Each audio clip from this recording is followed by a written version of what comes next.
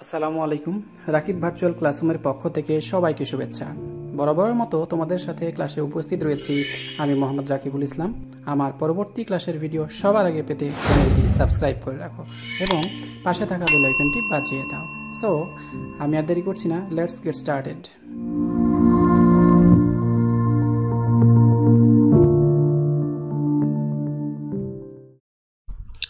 Welcome back. আশা করি তোমরা সবাই অনেক অনেক ভালো রয়েছো। আমিও আলহামদুলিল্লাহ ভালো রয়েছি। আমরা ইতিপূর্বে ট্রান্সফরমেশনের কয়েকটি ক্লাস করিয়েছি। এর মধ্যে অ্যাফার্মেটিভ থেকে নেগেটিভ, নেগেটিভ থেকে অ্যাফার্মেটিভ, অ্যাসার্টিভ থেকে এক্সক্লেমেটরি, এক্সক্লেমেটরি থেকে অ্যাসার্টিভ, এরপরে অ্যাসার্টিভ থেকে ইন্টারোগেটিভ, ইন্টারোগেটিভ থেকে অ্যাসার্টিভ করিয়েছি। তো আজকেও ট্রান্সফরমেশনের আরো একটি গুরুত্বপূর্ণ পার্ট, খুবই গুরুত্বপূর্ণ পার্ট আমরা করাবো। হ্যাঁ, তোমরা ঠিক ধরেছ। আজকে আমরা ভয়েস নিয়ে আলোচনা করব। এই ভয়েস একাডেমিক পরীক্ষা তো বটেই, মানে 6 থেকে এসএসসি এইচএসসি এর জন্য যেমন গুরুত্বপূর্ণ, একই রকম ভাবে অ্যাডমিশন এমনকি জব প্রিপারেশনের জন্য খুবই গুরুত্বপূর্ণ। তো চলো আমরা শুরু করি। মূল পাঠে যাওয়ার পূর্বে আমরা লার্নিং আউটকামসটা জেনে নেই। আজকে আমরা দেখব যে ভয়েস কি। ট্রান্সফরমেশনে যাওয়ার পূর্বে আমরা দেখব ভয়েস আসলে কোনটাকে বোঝায়, ভয়েস কাকে বলে। এরপরে দেখব ভয়েসের শ্রেণী বিভাগ, তারপরে আমরা মূল ট্রান্সফরমেশনে যাব। তো ট্রান্সফরমেশনের শুরুতেই আমরা দেখব আসলে ভয়েস কাকে বলে। তোমরা জানো ভয়েস শব্দটার অর্থ হচ্ছে কণ্ঠস্বর। বলে না যে তার ভয়েস অনেক সুন্দর, এর মানে কি তার কণ্ঠস্বরটা অনেক সুন্দর।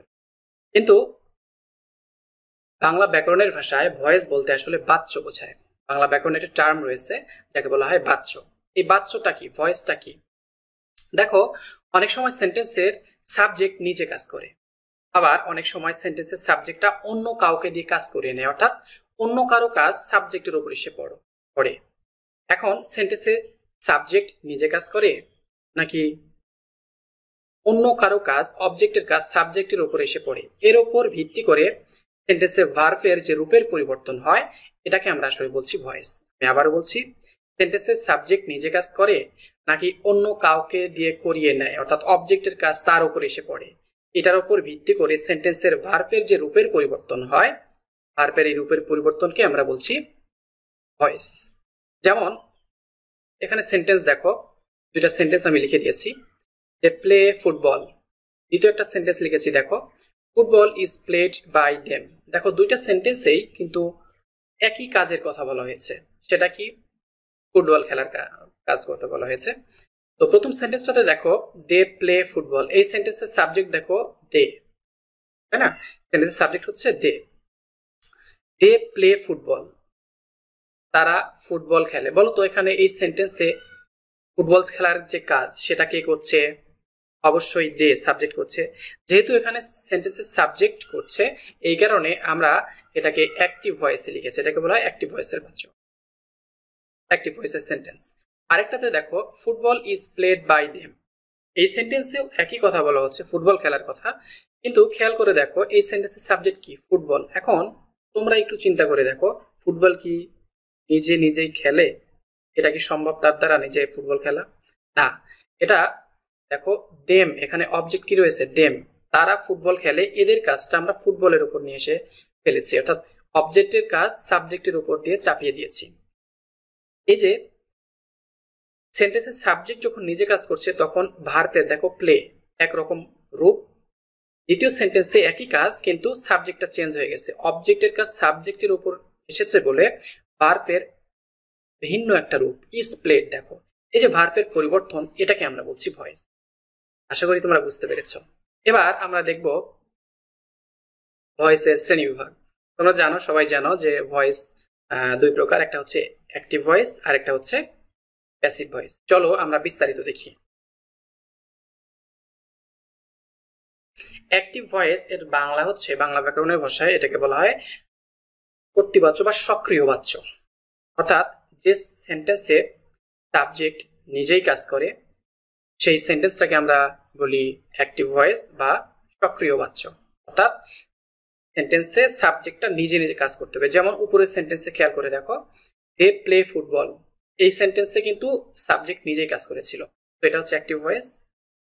আরেকটা উদাহরণ দেখো নিচে দিয়েছি, আই রাইট এ লেটার। এই সেন্টেন্সে দেখো সাবজেক্ট কি?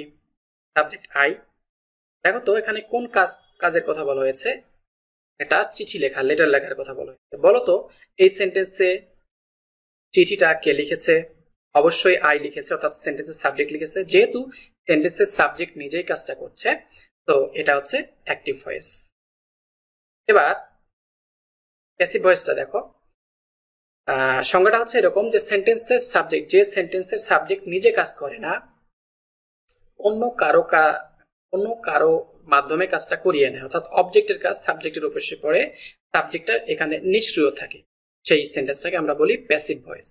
সেই ভয়েসটাকে আমরা বলি প্যাসিভ ভয়েস। যেমন দেখো উপরের সেন্টেন্সটাকে আমরা প্যাসিভ আকারে লিখেছি, দেখো a letter is written by me. এই সেন্টেন্সেও একই কাজের কথা বলা হয়েছে, চিঠি লেখার কথা।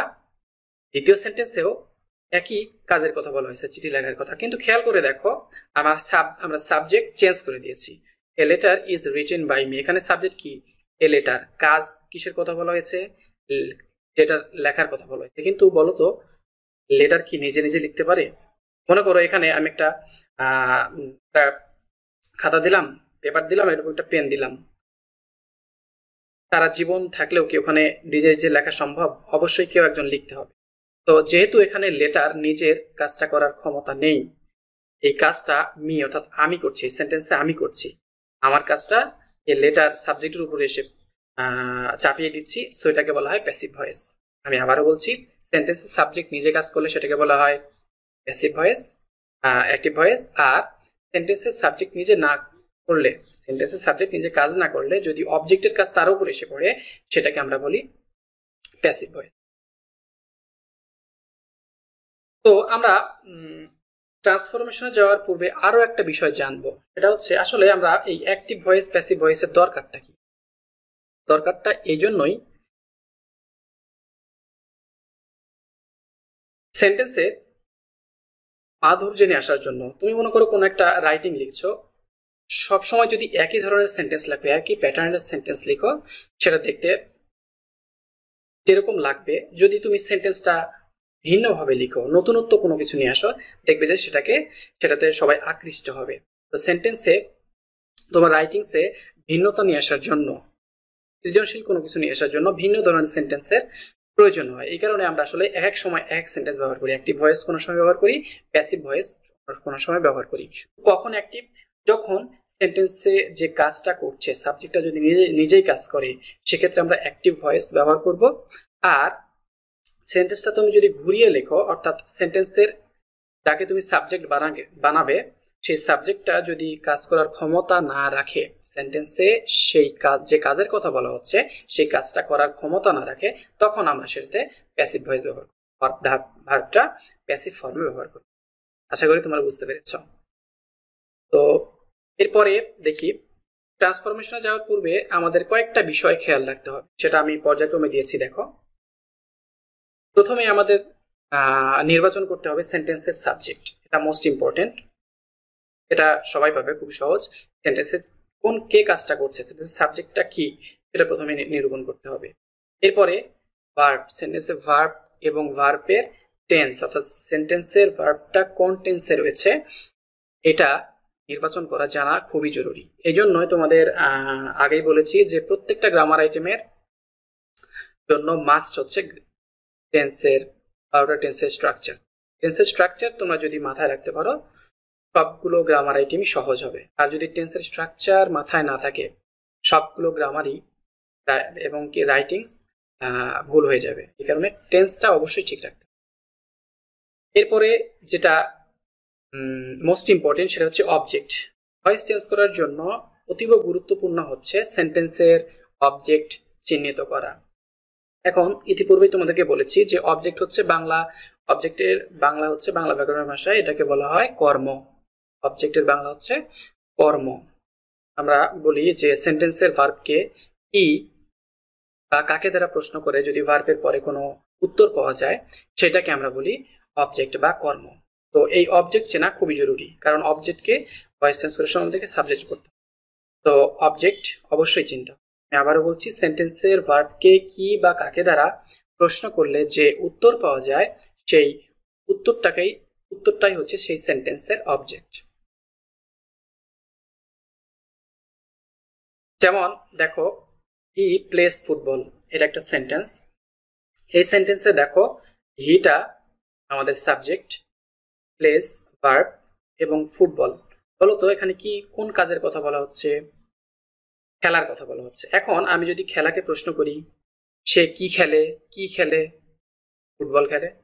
তো কি দ্বারা প্রশ্ন করে ফুটবল উত্তরটা পাওয়া যাচ্ছে। সো এই সেন্টেন্সে ফুটবল হচ্ছে কর্ম বা অবজেক্ট। আশা করি বুঝতে পেরেছ।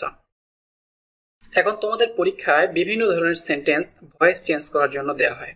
অ্যাসার্টিভ, ইন্টারোগেটিভ, ইম্পারেটিভ এগুলো যেমন দেওয়া হয়, একই রকম সিম্পল, কমপ্লেক্স, কম্পাউন্ড সেন্টেন্সও মাঝে মধ্যে দেওয়া হয়। তো আমরা পর্যায়ক্রমে বিভিন্ন সেন্টেন্সের ভয়েস চেঞ্জটা দেখব। তো আজকে যেটা করব সেটা হচ্ছে অ্যাসার্টিভ সেন্টেন্সের ভয়েস চেঞ্জটা আমরা দেখব। তো চলো দেখি। অ্যাসার্টিভ সেন্টেন্সের ভয়েস আমি খুব সহজ কয়েকটি স্টেপের মাধ্যমে দেখব, পর্যায়ক্রমিক কয়েকটা ধাপের মাধ্যমে আমরা দেখাবো। এতে তোমাদের ভয়েস চেঞ্জ করতে খুব সুবিধা হবে। তো ধাপগুলো কি চলো দেখি। মনে করো এটা তোমাদের পরীক্ষায় এই সেন্টেন্সটা ভয়েস চেঞ্জ করার জন্য বলা হলো। তো প্রথমে যেটা করতে হবে দেখো, 1 নাম্বার স্টেপ, প্রথমে অবজেক্টের সাবজেক্টিভ ফর্ম বসাতে হবে। সেন্টেন্সের অবজেক্টের সাবজেক্টিভ ফর্ম বসাতে হবে। এক্ষেত্রে একটা আমি ছক দিয়েছি দেখো, সাবজেক্টিভ এবং অবজেক্টিভ ফর্ম, অনেক সময় প্রোনাউন থাকে সেন্টেন্সে, তার সাবজেক্টিভ এবং অবজেক্টিভ ফর্মটা তোমাদের মাথায় রাখতে হবে। যেমন দেখো, আই সাবজেক্টিভ ফর্ম, এটার অবজেক্টিভ ফর্ম হচ্ছে মি। উই এর অবজেক্টিভ ফর্ম আস। ইউ এর অবজেক্টিভ ফর্ম ইউ। এরপরে হি এর অবজেক্টিভ ফর্ম হচ্ছে হিম। শি এর অবজেক্টিভ ফর্ম হচ্ছে হার। দে এর অবজেক্টিভ ফর্ম হচ্ছে দেম। ইট এর অবজেক্টিভ ফর্ম ইট। এবং যে কোনো নাউন যে কোনো নাম যদি হয় তার সাবজেক্টিভ ফর্ম এবং অবজেক্টিভ ফর্ম কিন্তু একটাই। তো তোমাদের এটা একটু মাথায় রাখতে হবে, কারণ আমাদের অবজেক্টকে যেহেতু সাবজেক্ট করতে হয়, সাবজেক্টকে যেহেতু অবজেক্ট করতে হয়, এই কারণে সাবজেক্টিভ ফর্ম বিভিন্ন প্রোনাউনের সাবজেক্টিভ এবং অবজেক্টিভ ফর্মটা অবশ্যই মাথায় রাখতে হবে। তো 1 নাম্বার স্টেপ কি বললাম? 1 নাম্বার স্টেপ হচ্ছে সেন্টেন্সের অবজেক্টটাকে সাবজেক্ট হিসেবে বসাতে হবে, অর্থাৎ অবজেক্টের সাবজেক্টিভ ফর্ম বসাতে হবে। তো চলো আমরা সেন্টেন্সে নিয়মটা অ্যাপ্লাই করি। দেখো, বেসিক করার সময় প্রথমে কি করতে হবে? আমি বললাম যে সেন্টেন্সের অবজেক্টের সাবজেক্টিভ ফর্ম বসাতে হবে। তাহলে আমাদের প্রথম কাজ কি হচ্ছে? প্রথম কাজ হচ্ছে সেন্টেন্সের অবজেক্ট চেনা। বলতো এই সেন্টেন্সটাতে আই রাইট এ লেটার, এই সেন্টেন্সটাতে অবজেক্ট কি? প্রশ্ন করো রাইটকে। কি লিখি? চিঠি লিখি। তো এখানে এ লেটার হচ্ছে অবজেক্ট, তাই না? এই সেন্টেন্সের এ লেটারটা হচ্ছে অবজেক্ট। সো এই এ লেটারকে আমরা সাবজেক্টে পরিণত করব। যেহেতু এ লেটার নাউন, এর কোনো পরিবর্তন হবে না, অর্থাৎ এটার অবজেক্টিভ ফর্ম যা সাবজেক্টিভ ফর্ম তা, তাই না? তো প্রথম কাজটা করলাম সেন্টেন্সের। আমি আবারও বলছি, সেন্টেন্সের প্রথম কাজ হচ্ছে অবজেক্ট চিহ্নিত করা। এখানে অবজেক্ট হচ্ছে a letter. I write a letter, আমি কি লিখি? চিঠি লিখি। এ লেটারটা হচ্ছে এখানে অবজেক্ট। এই অবজেক্টকে আমরা প্রথমে সাবজেক্ট করলাম। আমাদের 1 নাম্বার স্টেপ কমপ্লিট। এবার দ্বিতীয় স্টেপ, সেকেন্ড স্টেপে প্রদত্ত বাক্যের টেন্স, নাম্বার এবং পার্সন অনুযায়ী অক্সিলারি ভার্ব বসাতে হবে। এই ছকটা অবশ্যই তোমাদের মাথায় রাখতে হবে, অর্থাৎ অ্যাক্টিভ ভয়েসে নির্দিষ্ট টেন্সের জন্য প্যাসিভ ভয়েসে নির্দিষ্ট অক্সিলারি ভার্ব ব্যবহার করতে হবে। সেই ভার্বটা কি? এই যে এই ভার্বগুলো ব্যবহার করতে হয়। যদি সেন্টেন্সে প্রেজেন্ট ইনডিফিনিট টেন্স হয়, অর্থাৎ অ্যাক্টিভ ভয়েসের সেন্টেন্সটা যদি প্রেজেন্ট ইনডিফিনিট টেন্স হয়, তাহলে আমরা অক্সিলারি ভার্ব এম, ইজ, আর ব্যবহার করব। এরপরে যদি সেন্টেন্সটা প্রেজেন্ট কন্টিনিউয়াস হয়, am being, is being, are being ব্যবহার করব। সরি, এখানে ইজ বিংটাও ইনক্লুড করে নেবে। এরপরে প্রেজেন্ট পারফেক্ট যদি হয় তাহলে হ্যাভ বিন, হ্যাজ বিন ব্যবহার করতে হবে। এরপরে প্রেজেন্ট পারফেক্ট কন্টিনিউয়াস যদি হয়, have been being, has been being. এরপরে যদি পাস্ট ইনডিফিনিট টেন্সে হয় সেন্টেন্সটা, সেক্ষেত্রে ওয়াজ ওয়্যার ব্যবহার করতে হবে। পাস্ট কন্টিনিউয়াস হলে ওয়াজ বিং, ওয়ার বিং ব্যবহার করতে হবে। যদি অ্যাক্টিভ ভয়েসের সেন্টেন্সটা পাস্ট পারফেক্ট টেন্সে হয় তাহলে হ্যাড বিন ব্যবহার করতে হবে। যদি পারফেক্ট কন্টিনিউয়াস হয় তাহলে হ্যাড বিন বিং। এরপর যদি ফিউচার ইনডিফিনিট টেন্স হয় শ্যাল বি, উইল বি ব্যবহার করতে হবে। যদি future continuous shall be being, will be being. Future perfect হলে shall have been, will have been. যদি ফিউচার পারফেক্ট কন্টিনিউয়াস হয় তাহলে শ্যাল হ্যাভ বিন বিং অথবা will have been being. Number person tense অনুযায়ী আমরা এগুলা ব্যবহার করব। আমি আবারও বলছি, প্রথম কাজ হচ্ছে সেন্টেন্সের অবজেক্টকে সাবজেক্ট করা, এরপরে দেখতে হবে সেন্টেন্সে ভার্বটা কোন টেন্সে রয়েছে। যেই টেন্সে রয়েছে ঠিক তার এগেনস্টে যে অক্সিলারি ভার্বগুলো আমি এখানে দিয়েছি এই অক্সিলারি ভার্বগুলো ব্যবহার করতে।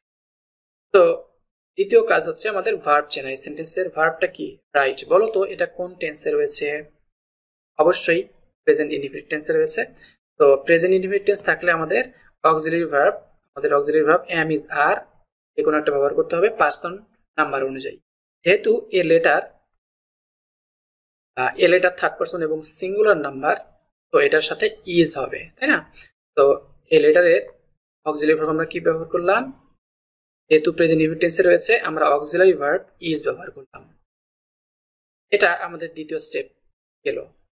এরপরে কি করতে হবে? থার্ড স্টেপে দেখো মেইন ভার্বের পাস্ট পার্টিসিপল ফর্ম, অ্যাক্টিভ ভয়েসে যে ভার্বটা থাকবে সেই ভার্বের পাস্ট পার্টিসিপল ফর্মটা আমরা ব্যবহার করব। তো এখানে কোন ভার্ব রয়েছে? রাইট ভার্ব রয়েছে। এই রাইট এর পাস্ট পার্টিসিপল ফর্মটা এবার আমরা ব্যবহার করব। তাহলে রাইট এর পাস্ট পার্টিসিপল ফর্ম কি? রিটেন। Write, wrote, written. এই ভার্বের পাস্ট পার্টিসিপল V3 ফর্মটা ব্যবহার করতে হবে। ব্যবহার করলাম। পরের স্টেপ দেখি। এরপরে সেন্টেন্সে বাই বসবে।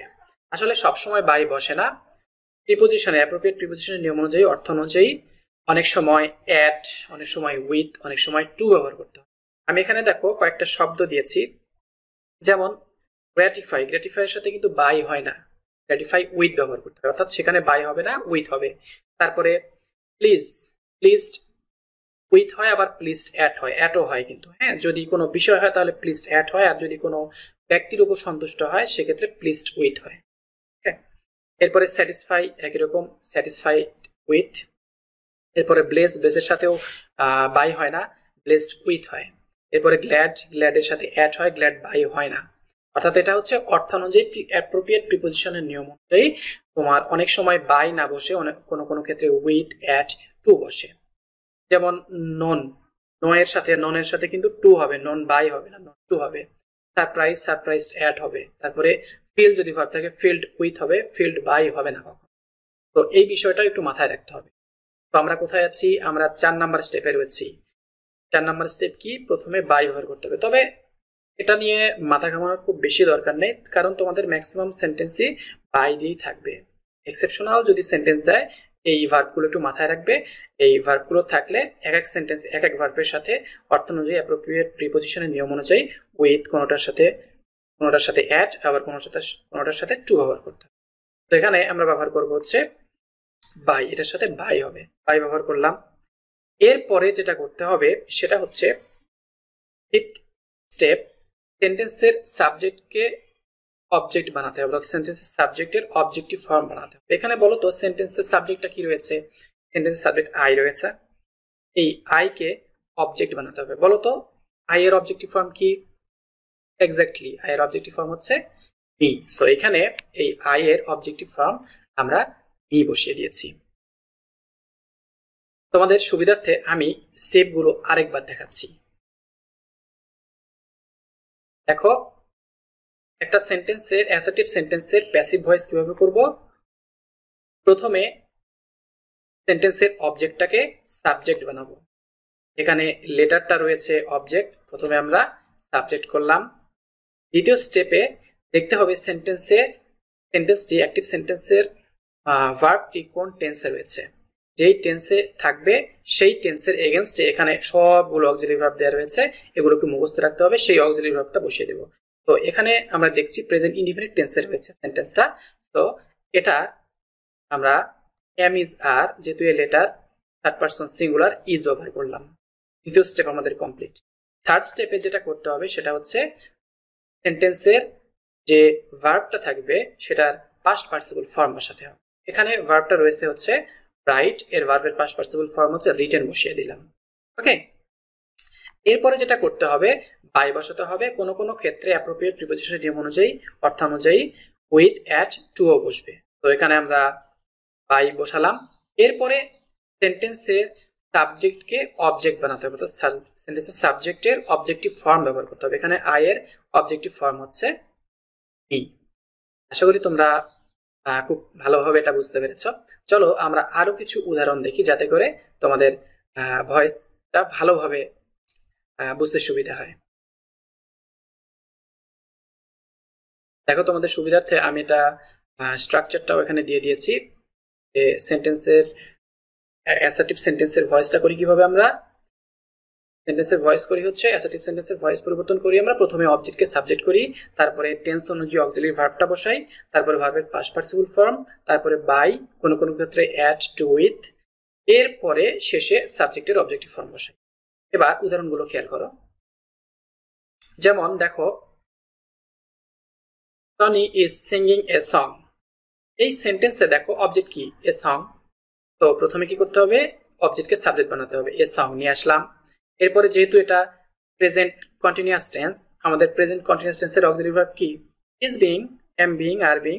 তো এখানে এ সং ইজ হবে যেহেতু থার্ড পারসন সিঙ্গুলার, তো ইজ বিং। এরপরে সিঙ্গিং, সিং এর পাস্ট পার্টিসিপল ফর্ম কি, সাং। তো সিং এর পাস্ট পার্টিসিপল ফর্ম বসিয়ে দিলাম সাং। এরপরে একটা বাই, এরপরে সাবজেক্টের অবজেক্টিভ ফর্ম, এখানে সনি সাবজেক্ট, নাউনের সাবজেক্টিভ ফর্ম যা অবজেক্টিভ ফর্মও তাই, তো এখানে সনি বসিয়ে দিয়েছি। আরেকটা খেয়াল করো, we have won the match. একই রকম এই সেন্টেন্সের অবজেক্ট কি, দ্য ম্যাচ। তো দ্য ম্যাচ বসিয়ে দিয়েছি, সেন্টেন্সের অবজেক্টকে সাবজেক্ট করলাম।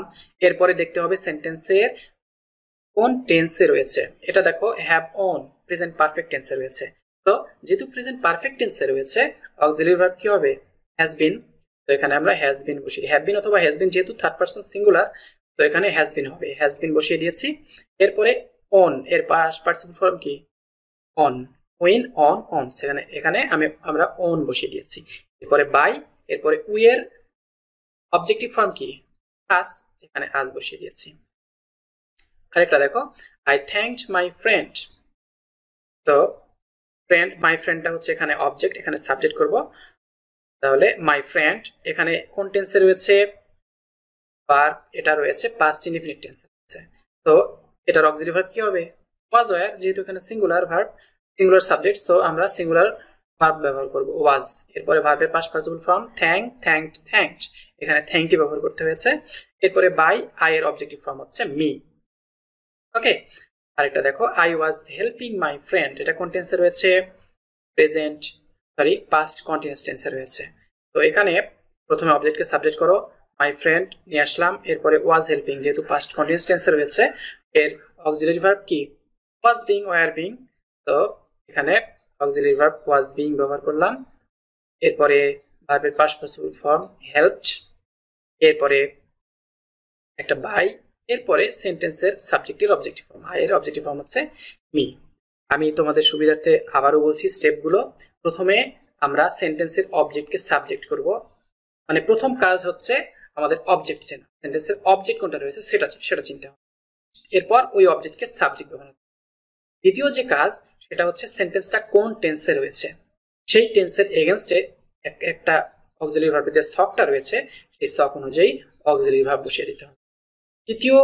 তৃতীয় যে কাজ সেটা দেখতে হবে যে সেটার ভার্ব কি রয়েছে, এই ভার্বের পাস্ট পার্টিসিপল ফর্ম আমরা বসিয়ে দেব। এরপরে চতুর্থ যে কাজ সেটা হচ্ছে একটা বাই বসাতে হবে, কোনো কোনো সেন্টেন্সের ক্ষেত্রে অর্থানুযায়ী উইথ টু অ্যাটো বসে, এটা খেয়াল রাখতে হবে। আর সবচাইতে শেষে ফিফথ স্টেপ যেটা, সেটা হচ্ছে সেন্টেন্সের সাবজেক্টকে অবজেক্ট হিসেবে লিখতে হবে, অর্থাৎ সেন্টেন্সের সাবজেক্টের অবজেক্টিভ ফর্মটা লিখতে হবে। আশা করি তোমরা স্টেপগুলো খুব সহজেই বুঝতে পেরেছ।